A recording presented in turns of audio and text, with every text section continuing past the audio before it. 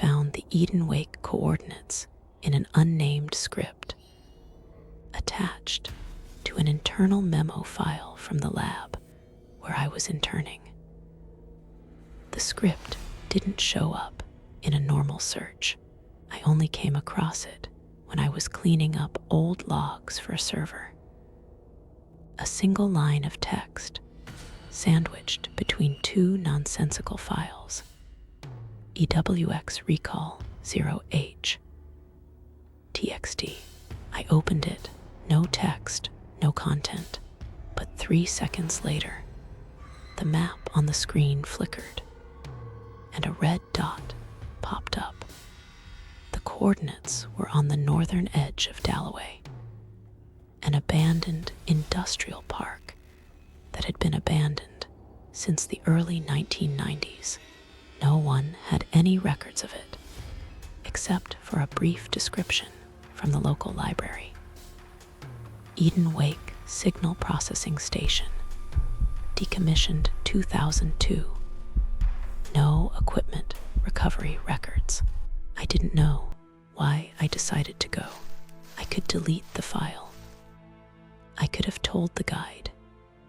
Instead, I got in the car, armed with a spare hard drive, a personal camcorder, and an automatic reminder on my phone. Check brain peripheral connection at origin 0. I hadn't set that reminder, but it matched the time I opened the file, and that, for some reason, made me go. I arrived around 5:30 p.m. It was fall, but the mist was already pouring down like an early rain. The factory gate was blocked by a 10-foot-high steel fence, but the lock had been cut. The cut was fresh.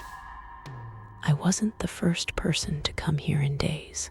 Inside, the main structure was a massive concrete block, windowless, with only a single sign, rusted and warped, so that only a faint line could be read. Wake Unit B13. I turned on my flashlight. The light filtered through the dust in the air like a film of time that had not been wiped clean. I stepped in.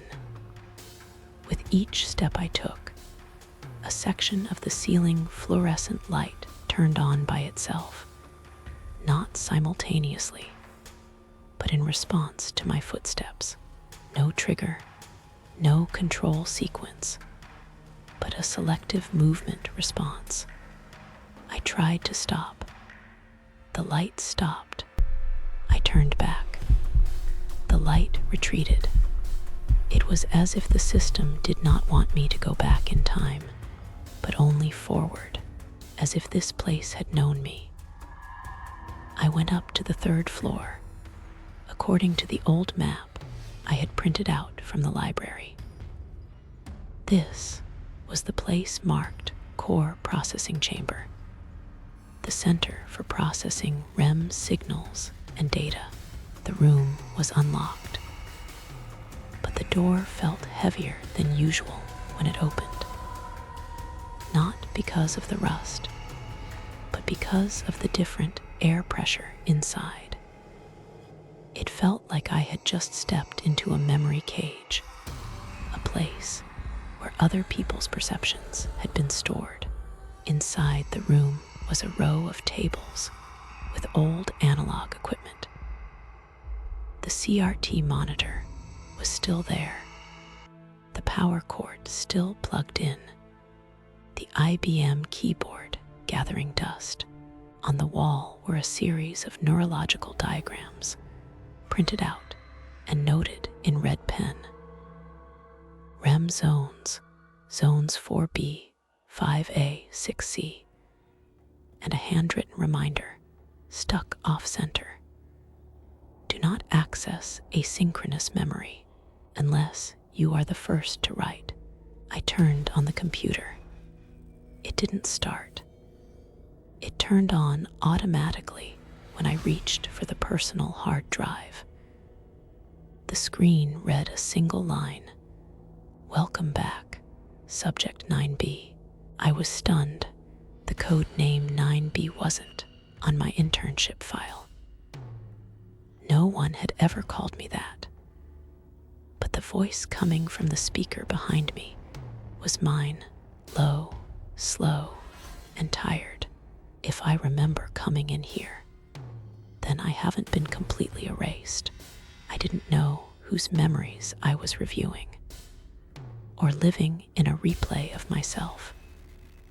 On the screen, I see a list of files: Case 4B, School; Case 5A, Lake; Case 6C, Floor Bay 2; Case 7C, Nurse; Case 8X, Unit 13; and Case 9B, Current Playback.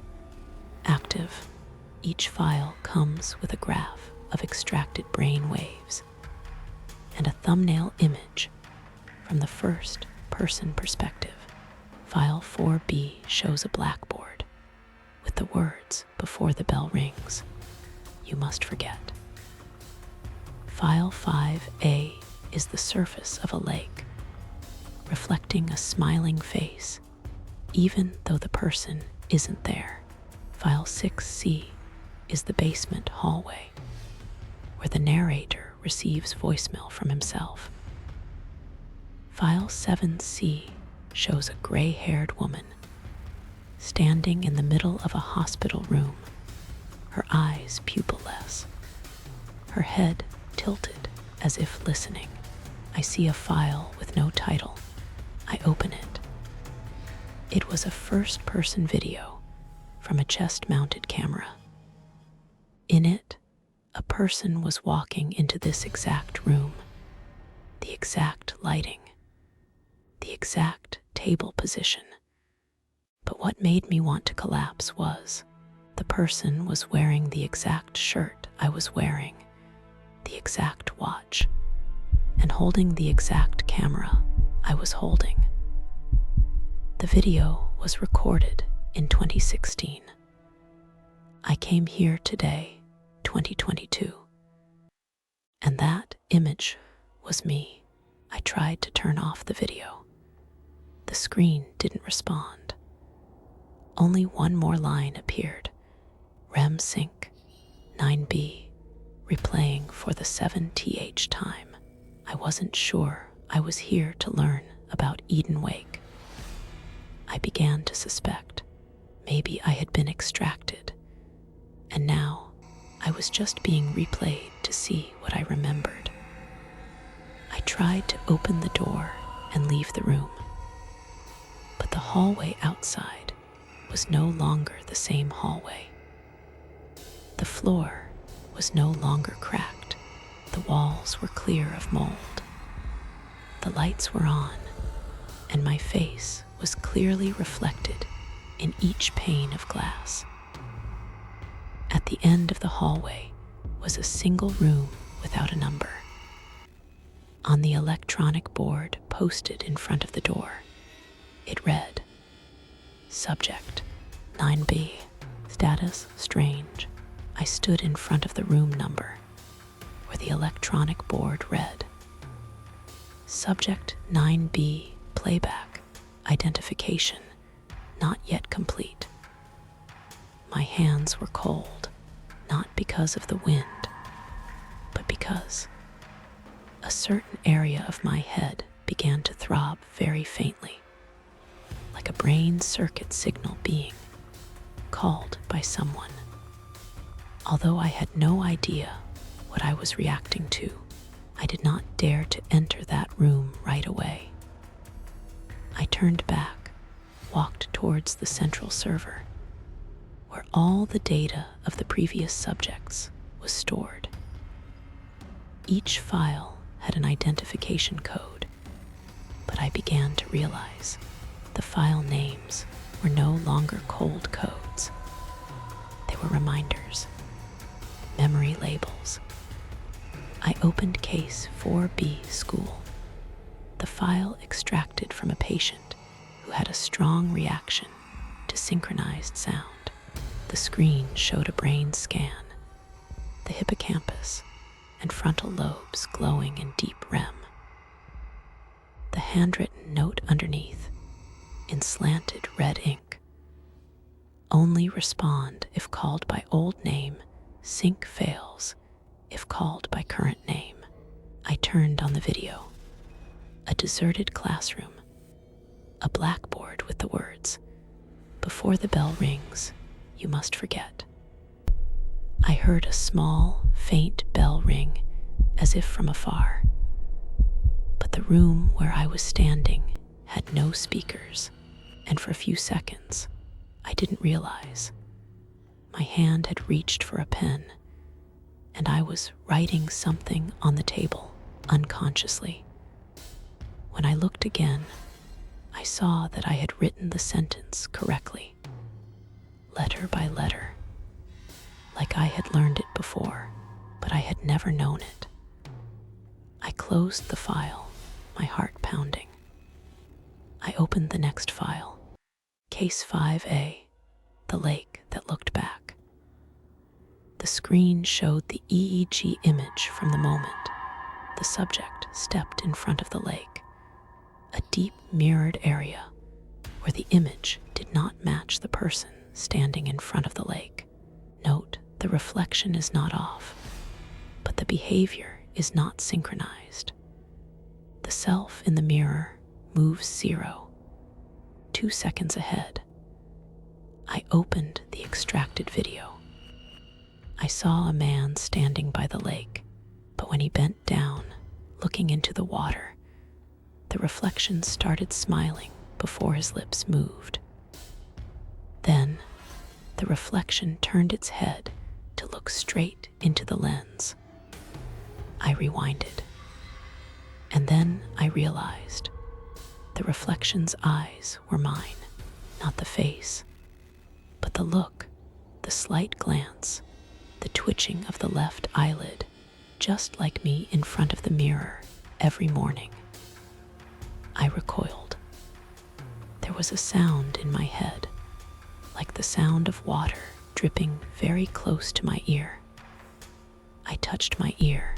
It was dry, but the earphones still played a sound, even though I had removed them.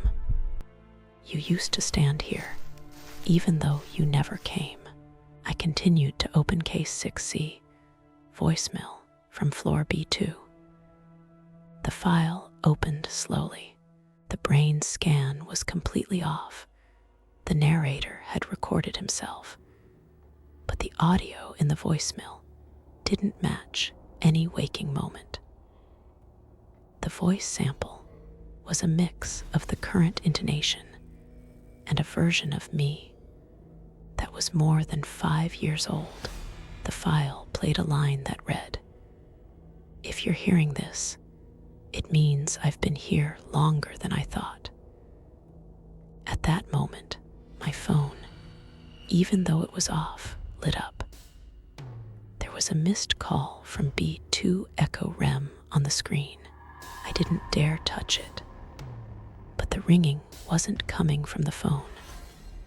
It was coming from the wall to the right.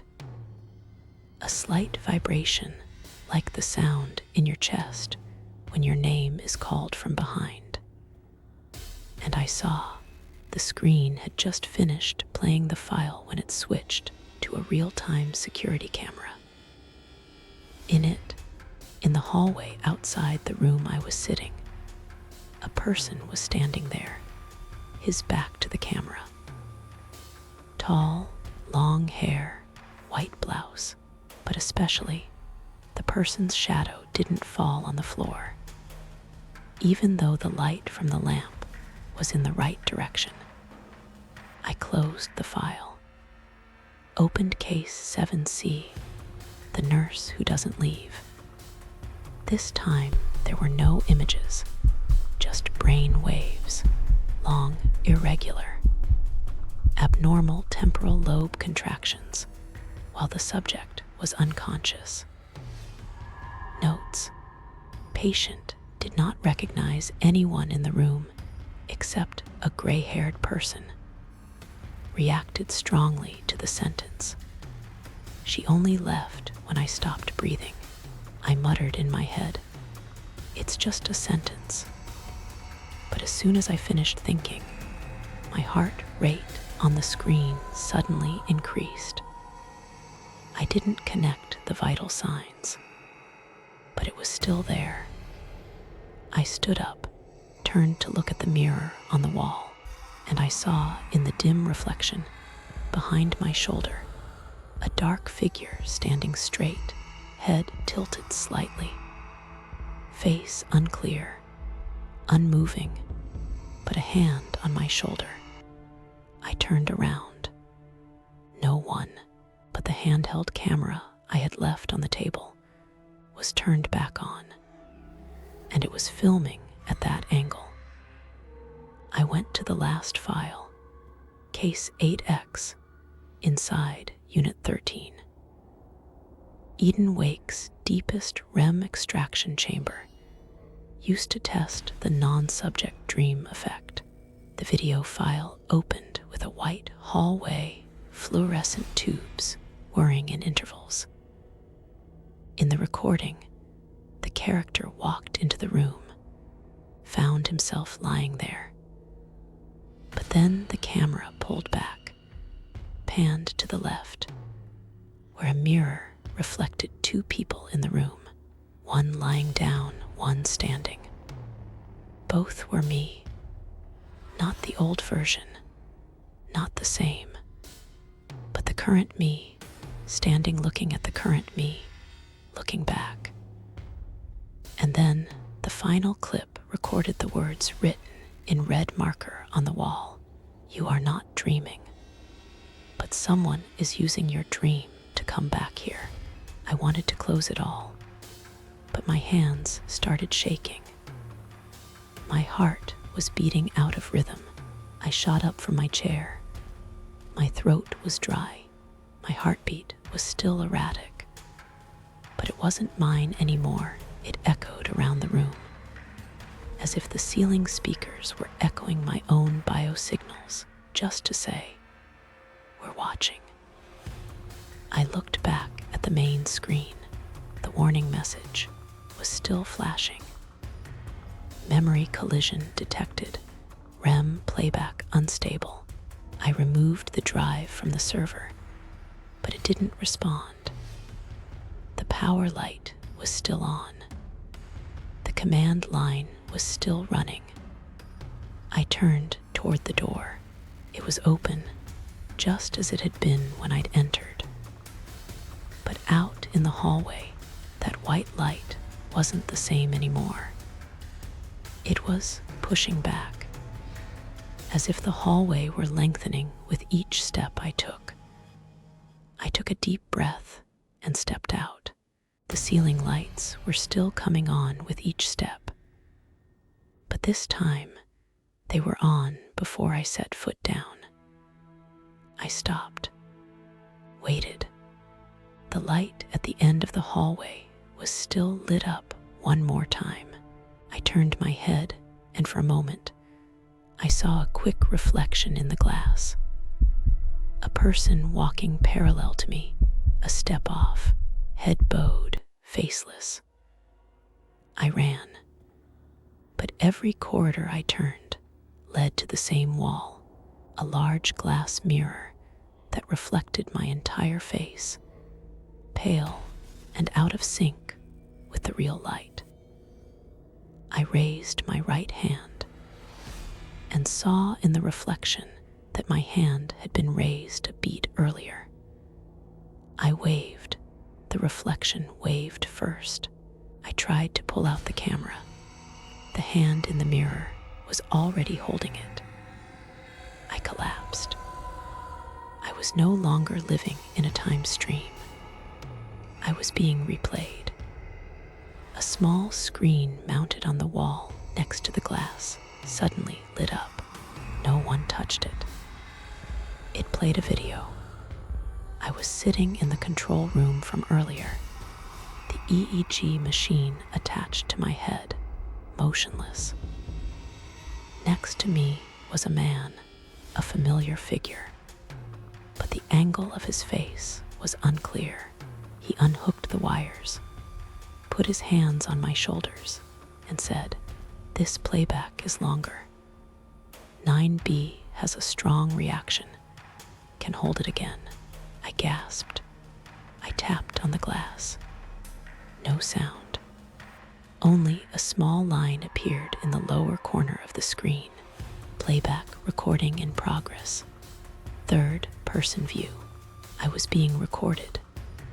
Not before, not after. Simultaneously.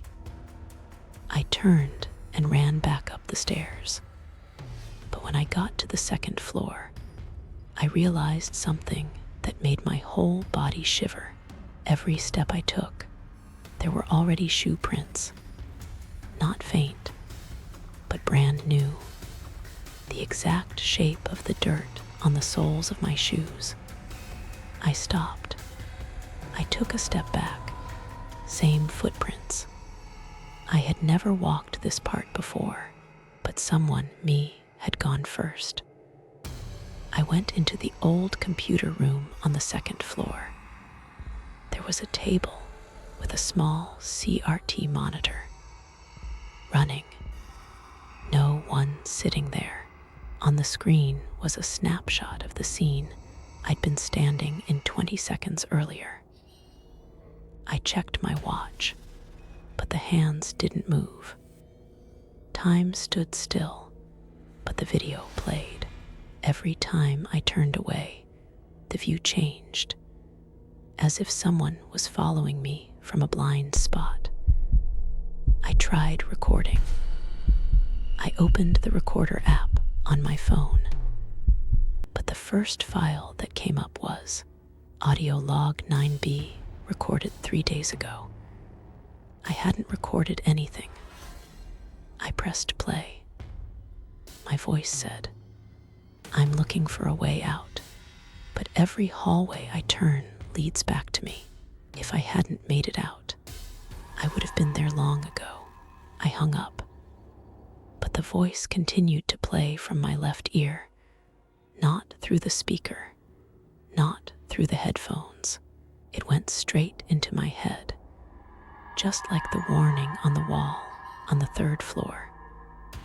If you can still hear yourself, you never stopped playing. I rushed to the end of the hallway, pushed open the emergency exit.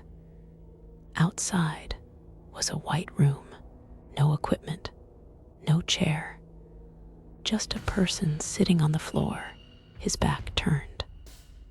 I walked closer.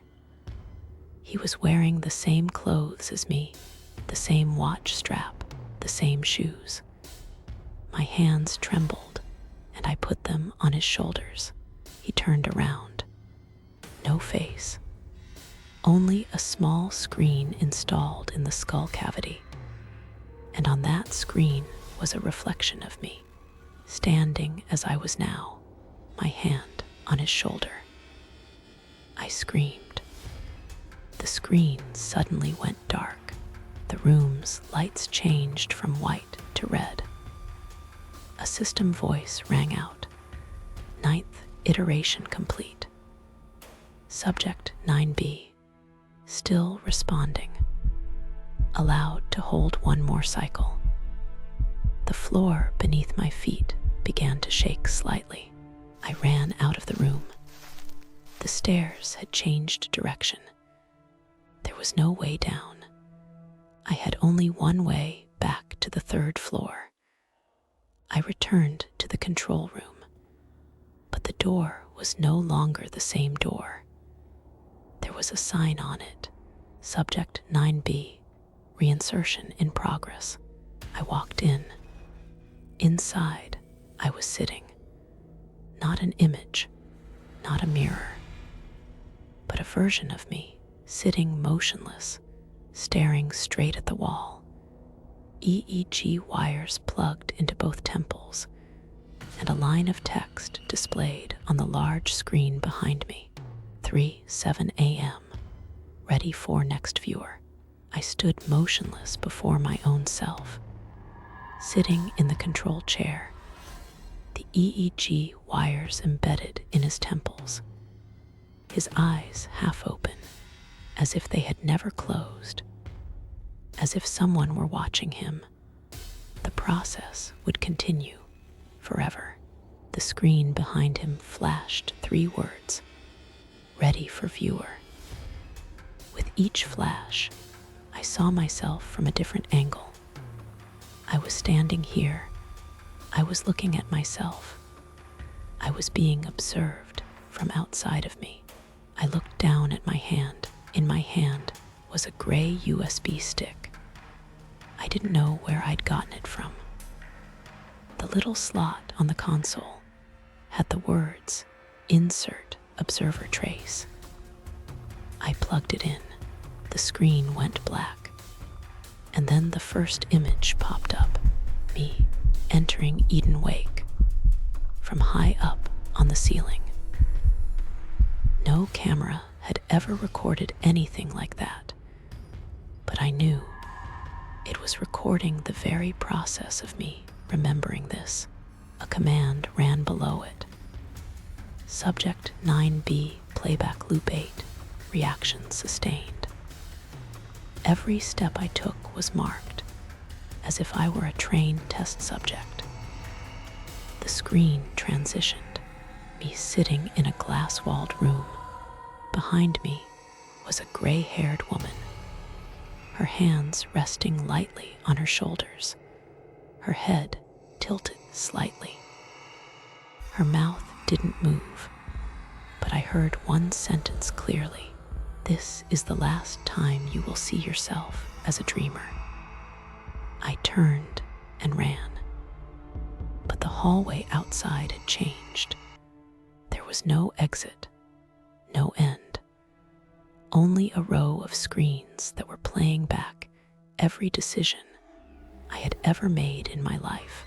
Every time I turned back to look at the security cameras, every time I dared not continue reading the Eden Wake documents, every time I dreamed I was awake.